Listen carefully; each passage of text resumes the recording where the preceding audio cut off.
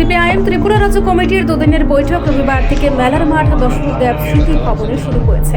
এই বৈঠকে সিপিআইএম রাজ্য সম্পাদক ও পলিট ব্যুরো সদস্য জিতেন্দ্র চৌধুরী সহ প্রাক্তন মুখ্যমন্ত্রী মানিক সরকার ও অন্যান্য নেতৃত্ব উপস্থিত ছিলেন। সংবাদ মাধ্যমকে জিতেন্দ্র চৌধুরী বলেন, পার্টির সদস্য পদ লাভের জন্য কঠোর পরীক্ষা নিরীক্ষা ও মূল্যায়ন প্রক্রিয়া অতিক্রম করতে হয়। সদস্য পদ পাওয়ার পরও প্রতি বছর সদস্য পদ পুনর্নবীকরণ করা হয়, যাতে সদস্যরা পার্টির নির্ধারিত মাপকাঠি পূরণ করতে পারছেন কিনা তা পর্যালোচনা করা হয়। এই সভায় দেশ ও রাজ্যের সম্প্রতি ঘটিত রাজনৈতিক ঘটনাবলী নিয়ে আলোচনা হবে। বিশেষত ভারত সরকারের গ্রামীণ জনগণের জন্য 100 দিনের কাজের গ্যারান্টি স্বাধীনতার 77 বছর পর ঐতিহাসিক অধিকার হিসেবে দেওয়া হয়েছিল, কিন্তু সেটি বাতিল করে নতুন আইন চালু করা হয়েছে। এই বিষয়ে বিস্তারিত আলোচনা হবে। সরকারের এই পদক্ষেপের বিরুদ্ধে জনগণকে নিয়ে কিভাবে আন্দোলন গড়ে তোলা যায় সে বিষয়ে আলোচনা করা হবে। এছাড়াও রাজ্যে গত 7.5 বছরে উন্নয়ন ও বিভিন্ন ক্ষেত্রে ঘটিত বিষয়গুলো নিয়ে পর্যালোচনা করা হবে। বৈঠকে রাজ্য ও দেশের সাম্প্রতিক রাজনৈতিক ও সামাজিক প্রেক্ষাপটের বিশ্লেষণ করে ভবিষ্যৎ কর্মসূচি নির্ধারণ করা হবে। এই সভা ত্রিপুরার রাজনৈতিক ও সামাজিক পরিস্থিতির মূল্যায়ন এবং সিপিআইএম এর ভবিষ্যৎ কর্মসূচি নির্ধারণের জন্য গুরুত্বপূর্ণ ভূমিকা পালন করবে। এডিসি নির্বাচনকে নিয়ে শ্রী চৌধুরী বলেন, সরকার চাইলে ভিলেজ কমিটির মতো এই ক্ষেত্রে নির্বাচন না করে ক্ষমতা ভোগ করতে পারত, কিন্তু এডিসি নির্বাচন পার্লামেন্টের আইন অনুযায়ী অবশ্যই হবে। এই নির্বাচন যত কাছাকাছি আসছে, বিজেপি ও ত্রিপুরা মাথায় একে অপরের সমর্থকদের বিরুদ্ধে সহিংস আচরণ করছে। তাদের মতে এডিসিতে লুটপাটের রাজত্ব শুধু ত্রিপুরা মাথা ভোগ করবে, এটা বিজেপি চায় না, তাই বিজেপি সেখানে ভাগ বসাতে চায়। আগামী নির্বাচনে এই দুই দলকে একে অপরের সাথে হুঙ্কার ছাড়ছে যে 28 আসনের মধ্যে 28টি নিজেরাই জিতবে।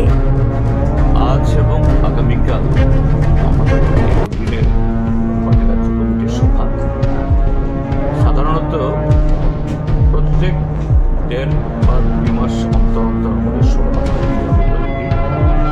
জরুরি কোনো ইস্যু না। তো এটা আমরা 2 মাসের সময়ের বেশি হয়েছে পর এই সভাটা আমরা করছি। এই সভাটা স্বাভাবিকভাবে যে আমাদের দেশে এবং রাজ্যে যে রাজনৈতিক ঘটনাবলী যা সারা দেশের জনগণকে, রাজ্যে সাধারণ মানুষকে, সংখ্যাগরিষ্ঠ অংশ মানুষকে স্পর্শ করছে,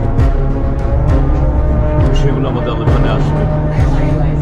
যেমন ভারত সরকার সম্প্রতি 100 দিনের কাজের গ্যারান্টি স্বাধীনতার 57 বছর বাদে এদেশের গ্রামীণ জনগণ একটা ঐতিহাসিক অধিকার পেয়েছে, এটাকে বাতিল করার জন্য নতুন আইন তৈরি করেছে। আমরা এই বিষয়ে আলোচনা করব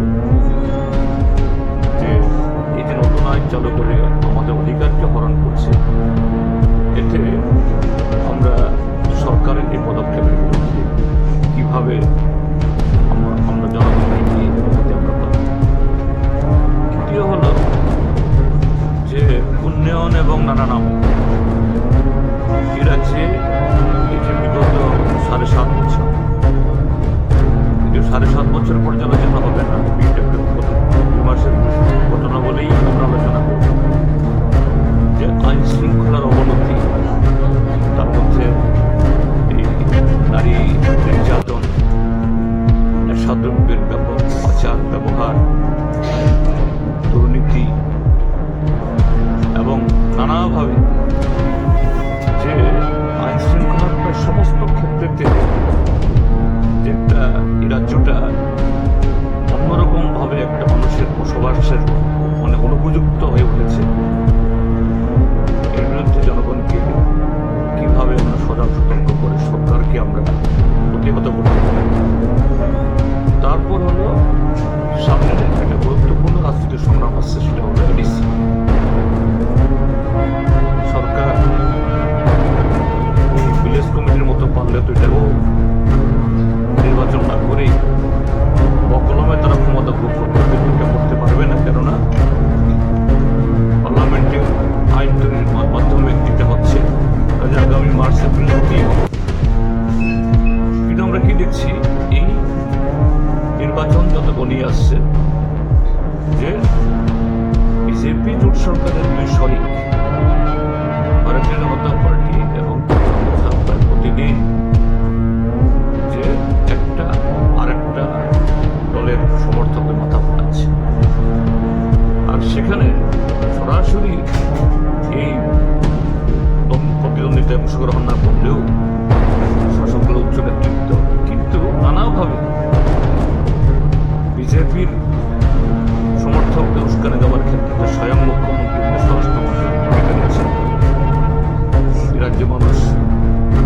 দেখেছে যে সেদিন গত 13 তারিখে রবীন্দ্র ভবনের সামনে যে জনসভা, মুখ্যমন্ত্রীকে পাশে বসিয়ে একজন মন্ত্রী শরিক দলের সমর্থকদের পোল্ট্রি মোরগের মতো ছেড়ে ফেলার জন্য প্রতিশোধের কথা বলছেন।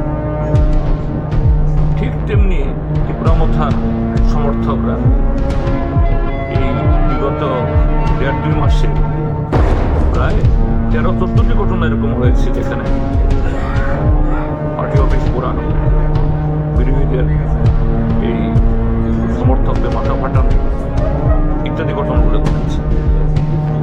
এগুলো কেন? এটাতে কোনো রাজনীতি নেই, কোনো কর্মসূচি নেই।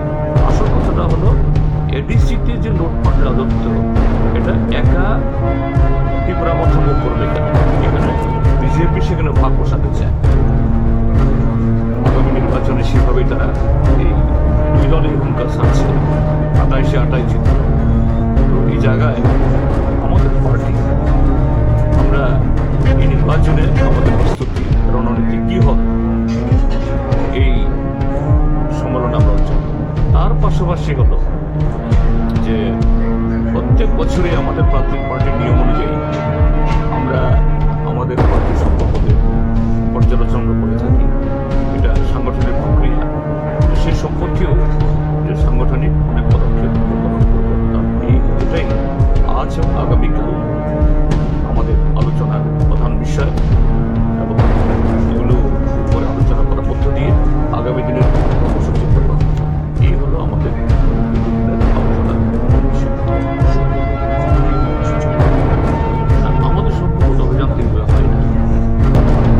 এই পরিস্থিতিতে সিপিআইএম পার্টির ভূমিকা ও কর্মসূচি কি হবে সে বিষয়ে বৈঠকে বিস্তারিত আলোচনা হবে বলে জানান তিনি।